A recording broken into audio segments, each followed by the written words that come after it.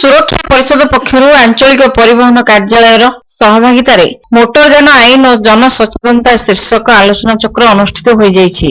Youth hostel सम्मेलन कक्ष आयोजित यह आलोचना चक्र मुख्य अतिथि रूपे योगदान करते आंचलिक परिवहन अधिकारी रवीन पट्टनायक, पूर्वतन नगरपाल शांतिलता प्रधान, शिक्षाविद प्रोफेसर डॉक्टर कार्तिक कुमार दास, विजयलक्ष्मी दास, एडवोकेट पुष्कर महापात्र सम्मानित अतिथि रूपे जोग देइथिले। मुख्य अतिथि श्री पट्टनायक कहिथिले जे मोटरयान समाज को गतिशील करने सह आर्थिक अभिवृद्धि में सहायक हेउथिले मध्य सचेतनता अभाव बहु दुर्घटना घटी अजथारे बहु धन जीवन नष्ट हेउछि। एथिपई राज्य सरकार और परिवहन विभाग पक्षरु एभली जन सचेतनता कार्यक्रम करा जाउछि। समाजर सबु वर्गर लोक माने मोटरयान आईन रो मार्गदर्शिका को मानिले निश्चित भावे दुर्घटना ह्रास पाइबो। परिषदर संपादक भागवत प्रसाद पट्टनायक प्रमुख कार्यक्रम परिचालना करथिले। विजय कुमार पंडा, डॉक्टर अभिमन्यु भूया, पंडित सदाशिव मिश्र, सुरेश कुमार पट्टनायक, नारायण नंद, अध्यापक भारती भूषण दास, भवानी प्रसाद बयार सिंह और आशालता प्रमुख आलोचना अंशग्रहण करथिले।